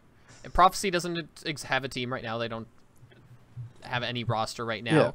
And two of the teams are in North America, but now we have Hyper Games, we have IGI, we have I said Millennium, didn't I? We have Spirit, we have VWS, we have XL, which I love the guys at XL 100%. We have Over, we have Rift. There are a lot of, we even have an Italian team that's been doing pretty good, which is Liquid. And then there's a huge Spanish scene too that I don't know much about. And for the frickin' Finns over Team Menace. I mean, we've got to remember, DreamHack put on an event for the Swedish and Nordic areas. Yeah. Like DreamHack. And now DreamHack are coming into Call of Duty with this event. That's massive for Call of Duty. If they become a permanent fix for Call of Duty in the European scene, and if ESL come in as well, or some other big LAN or event holders, etc., it's looking like a really good time for the European scene, because if anything, there's going to be more events than North America. There already is. If you go and look at the records on COD Esportspedia, there is more European events than American events. And it's just the thing that separates it is the fact that obviously because there's so many different language speaking countries other than besides English, it means that they go kind of missed, if you will, because they're not as relevant because there may be only a Spanish LAN or a French LAN, and you don't see as many teams there, unlike what it is in North America. So you add DreamHack, EGL coming back, Gfinity, Am2 Pro. It's a really good year coming ahead for the EU scene. And we just had Insomnia have their event, which we missed I-54 because there was a Gfinity event, if I'm not mistaken. So. Yep. And I wasn't saying that like the EU is diminishing. I'm just saying I don't want, due to the fact that like Epsilon's the big teams, on the roster, the big names, I don't want other teams to be like, oh well, we can do that too. Like I want obviously I want the EU to grow. This isn't something that I think of any way as positive, if that makes sense. Like I don't think in any way Epsilon taking on a roster for right now is positive. I don't know. And that's just, I agree.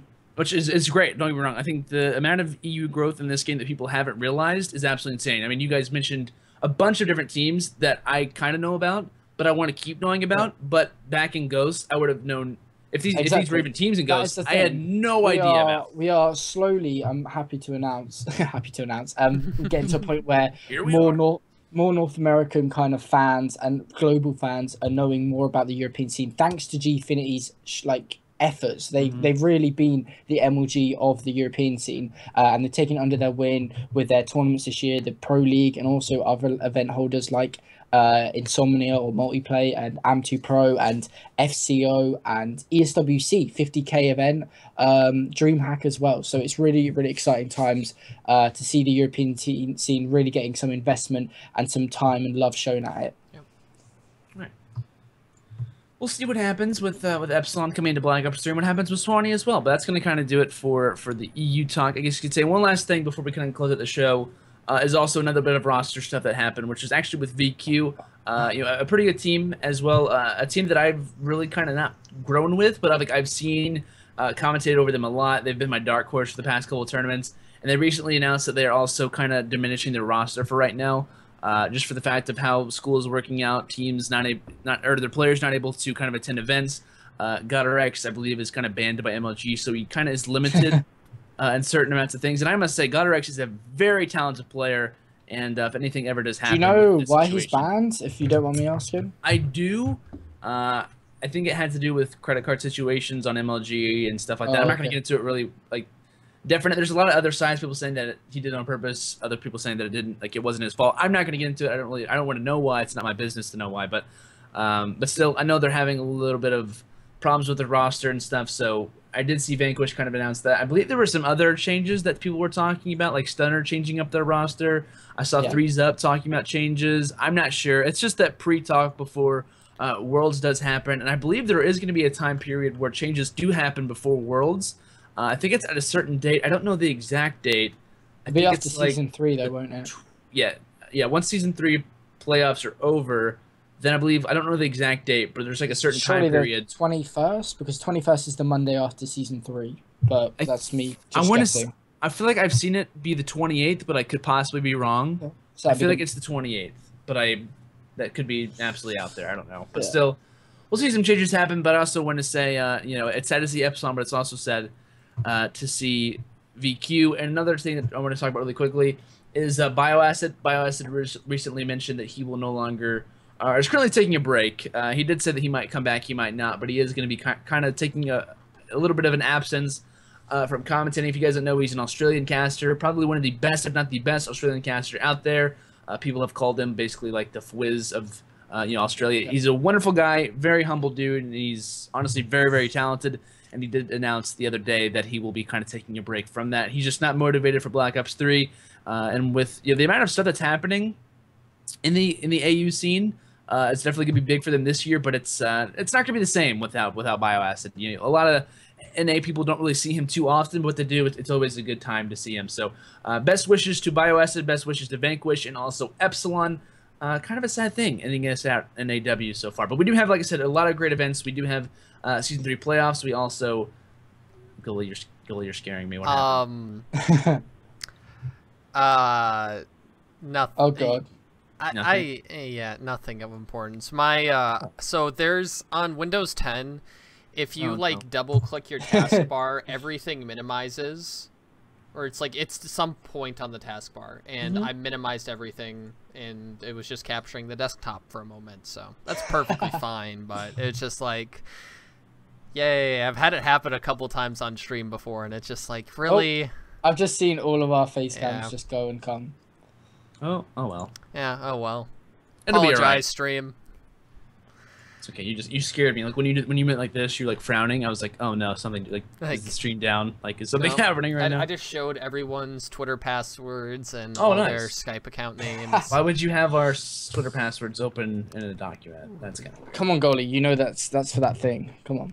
That thing. Oh Come gosh, you guys are planning something really creepy. I know it. But so I want to ask you guys really quickly. I've seen a couple questions in the chat, but I'm going to take one that I saw. We'll end it out here for this episode, but.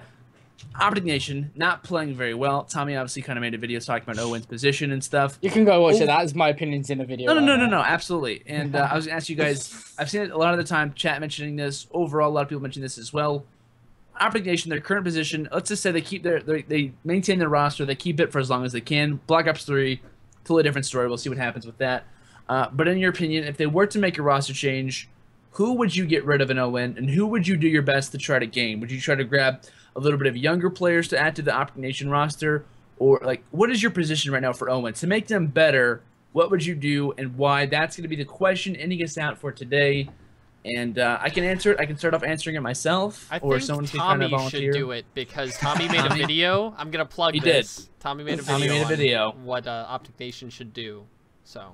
All right, Tommy, what should Owen do? I think they're fine. I think they're a great team. You know, top 24 is a great placement. I don't know what they're complaining about. No, in all seriousness, though, I think to fix them, you need to get rid of Bose and Ricky. Get rid of Bose and Ricky. You need to stick someone alongside Mira who can support him in the slaying category and can be aggressive as SMG. And then in place of Ricky, it'd probably be you need more of a... Well, Ricky's kind of their in-game leader, so you're looking for someone who's a leadership role that is an AR. Like, ideally, it'd be someone like Clayster, but obviously he said personally that he's not going to go because he sees Optic Nation as the B team. But you need someone like that who's going to be, you know, a leader that can also kind of run that AR role. That's what I think, because for me, they've been very inconsistent. Their only good placings have been at both Gfinities. What I don't even agree with the formatting because it's a bit fluky, but that's another story. They did well at relegation, what doesn't really count because the top teams weren't there, and they did well at NA regionals, what you could argue doesn't count, but it is what it is. So for me, replace Ricky and Bose because they need more slaying power and more of a leadership role. No offense to Ricky, he does a great job, but I think someone else would do a great job as well as kind of adding more perks to them. Simple. Okay. That's what I think. That's just my opinion. Simple I could answer be wrong. Right there. Could be wrong. Next event they could win for all I know. Right? Well, yeah, it's like 3rd or 17th to 20th. Which ON do you expect to have? But I like Tommy's thoughts a little bit. Goalie, anything that you think would make I honestly I really don't have an opinion because I've barely got to see this team play. So if I was gonna say anything, like, I think I honestly have no freaking clue. Is that fair to say? Is that fair to say? Like, I just don't know. To be honest, I don't think they really do either. So it's like you're kind of in the same boat. Like, so they thought Kilo was the issue. He might have been. I think it may be like a composure issue. It might be. It might like. It might be. Even if they get rid of it. I honestly don't know. I don't think there is a way to know. Like, maybe the best thing is to either keep the entire roster or drop the entire team. Oh, I like it. No, there's nothing wrong with it. I don't know. I don't really have an opinion on it, to be completely honest. I know what you mean. Personally, and I know it's a hard question to answer. I admit, like, it was kind of a weird question to be honest, but it's like, how do you find the mold of like the perfect ON team? It's like, how do you make them better? Because they haven't found that answer yet. I have the fix. Oh, Tommy's just solved it. What is it, Tommy? Nade, big timer. Oh gosh, my God. You're not adding any slaying ability from Nade shot. I mean, when we watched Big Timer fill in for them once in the Pro League, I had to say, I saw someone say Big T in the chat, and I thought, why not? Let's go with it.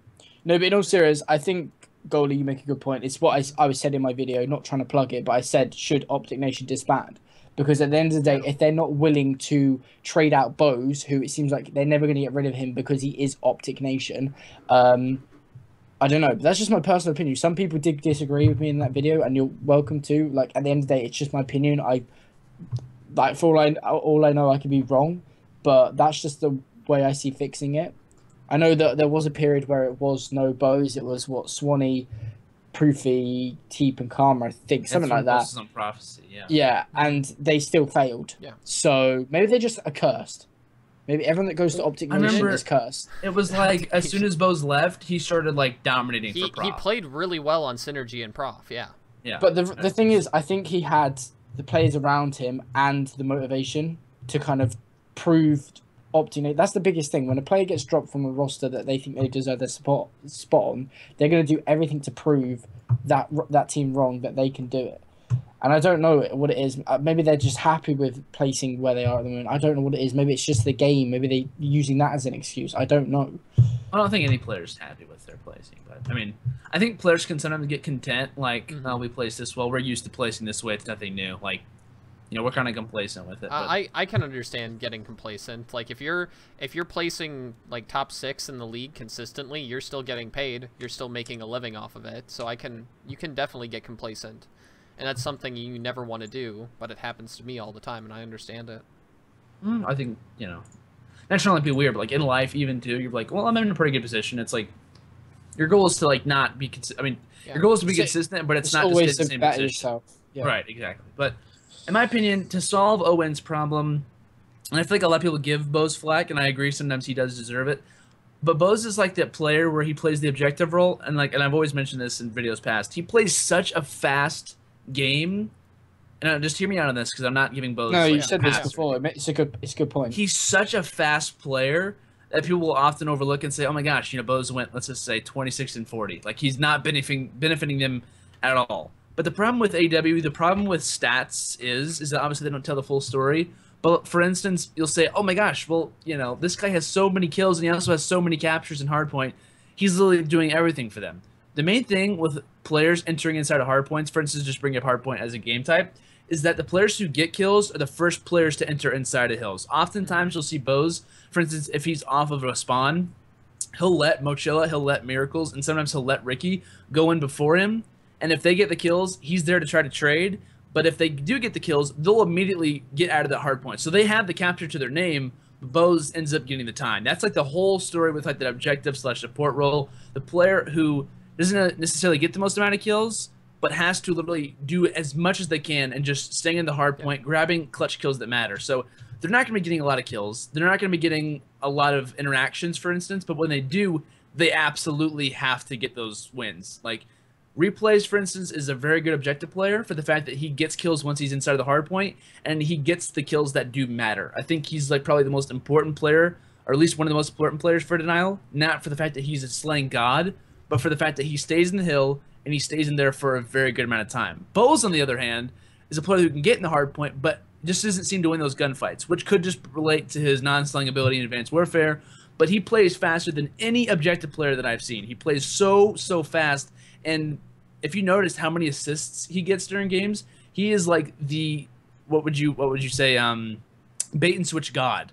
He allows so many kills for Moch. He allows so many kills for Miracles. It's like absolutely insane. If you just watch Bo's streams or whenever he plays certain game types, and it's not in Search and Destroy, but it's like whenever you look at other players and you look at him, it's completely different roles that they play. And I feel bad for him for the fact that he does get a lot of flack, but he does do a lot of weird things where you look at and say, why would he do that? And a lot of the times, there's not really a reason why he did it. He just did it because he doesn't play a role like anyone else does. So I understand the reason why people say, well, Bose isn't a very good player. And I can agree with that to some regard, but he does play a lot different than a lot of other players do. So you kind of have to look at that and realize what he's doing isn't what necessarily shows up in the stat line a lot. And I've seen him kind of complain about that to Killa and the Fizzerp on stream. And they'll kind of talk about it if you guys watch a lot of early player streams and stuff. Is that like they'll kind of relay that information and say like, you know, people are saying this, people are saying that, and you know they'll kind of release that information a little bit. But I've heard Bose constantly say that about himself and stuff. So just kind of putting that as, you know, a little bit of an end. But as far as Owen goes, I think they really need to get just a solid SMG, a solid AR, get a leader on their team, and have a very consistent leader, which is basically like the design player that you really want for a team. Like you want a player who's going to be consistent, and you want a player that's going to be good, which is like, you know, a player that you actually want. Like that's like the most designated player that you want in the entire game. They just need a leader. I think whoever that may be, I don't know, but Optic Nation isn't like the other teams where you have Optic in your name. They're going to be a more known team, for instance, than a lot of others. So that could be a role they could pick up. So I think they just need one solid player. Who do they get rid of? I don't know. Doesn't really matter. But they need to find someone solid and also a leader for the team. That's just kind of my opinion as well. So I didn't mean to talk about Bose, talk about Owen for a long time. Just had to get that off my chest. That was a good Solid speech. opinion. That was a good speech. Thank you. Thank you very much. You should be an announcer of some sort. Oh wait, you're a caster. Hey, same thing.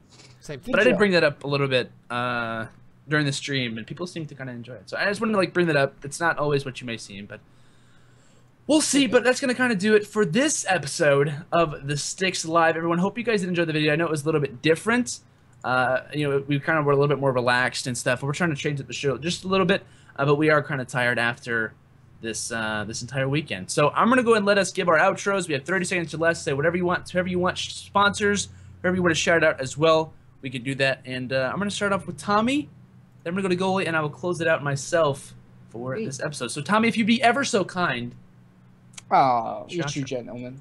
So yeah, my name's been Tommy, guys. Thank you as always for having me on this beautiful show called the STiKS. Shameless plug. I'm fast approaching 1,500 subscribers. If you go ahead and punch that like button, no, that subscribe button, I mean, it'd mean a lot to me. But yeah, that's pretty much it. That's all you need to know about me. I'm on the YouTubes, Twitter. I recently joined XL, amazing organization.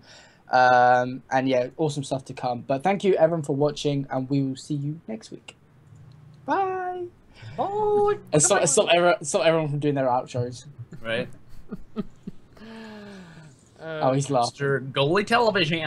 Okay, shameless plug. The STiKS is at 2,715 subscribers. If we can get that to 3,000 before Tommy reaches whatever he just said, that would be awesome. The race. The race. I challenge you. How consistently do you upload? To the STiKS channel, we upload once a week right now. Uploads like 3 times a day, so he really does. I have to hand it to Tommy. Not just because he's here, we always say it. Tommy's one of the most consistent uploaders on YouTube you'll ever see. Just gotta say that really quickly. Sorry for the bad production quality today. It's my fault and my fault alone. He's hungover. The funny thing is, I wish I drank so I could say that, but I'm not. Or no, I don't. No, you don't. So. You don't wish you drank. No, you would not be here right now. That You'd be in a garbage bin somewhere in the middle of. I know where you're from. Begins with an M. Minnesota. Minnesota. Okay, thank you guys for stopping by the stream. Shout out to all the amateur players and players that just don't have pages yet, because I have to do a lot of work this weekend because of you. So thank you, and I hate you. Have a good day. I love you and I hate you. That's what I say. But guys, I'm Mr. Landon. It's been your dude, your bro, your pal, your man, your ally on the internet. It's been Landon, guys. Thank you all for coming out to the show. Shout out to the sponsors. I don't have yet. We'll be in contact. We're actually going to be in contact with someone soon. I might not be able to say that anymore. We'll see. But guys, thank you so much for watching this episode. Shout out to the STiKS fam on MLG as well as on YouTube. We do appreciate all the support, and we will be on our way to 3,000 subs. Make sure to subscribe and follow everyone here, whether it's on Twitch for Goalie, whether it's on YouTube for Tommy, and on either really for me, because I kind of do both. Not as consistent as either of these two, but I try to do my best for that as well. What, Goalie? You just gave me a shake. Goalie's like a disappointed father right there. It's like, you're never consistent with me. I stream on Twitch a little bit. You stream maybe once every 2 weeks. Once every 2 months. No.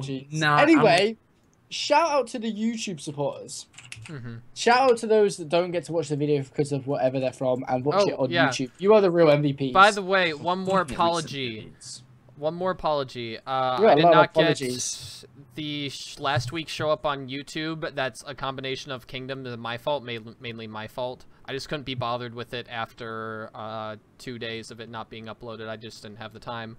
So, yeah. Hopefully I can get it up before this show, so we at least have it there. But we'll see. And everyone else. I'm looking at past broadcasts really quickly. My last. Oh, wait, hold on. That was your last broadcast was last week, I think, because we streamed together. Or was 2 weeks ago? Exactly. It was that during the not 2 months beta, ago. wasn't it? I streamed the beta as well. Thank you very much, Tommy. So I do stream. You streamed and the beta guys, once. Thank you so much for coming out of this episode. We appreciate all the support and also none of the negativity that Mr. Gully TV likes to bring every once in a while. But I'm just kidding. We love Gully. Either way, guys, thank you so much for watching this episode. We'll see you guys next week and possibly with some extra stuff to be talking about. So have a great day. Have a great night. And until next time, see you later. Bada boom, bada bing. I don't. What is this? I don't know how to do it. Shout out to Kingdom. Happy birthday, Kingdom. You didn't do your boop. Boop. Boop. Boop. Boop. Boop. Gully, press the screen so we can get out of here. Boop. Press the screen, Gully.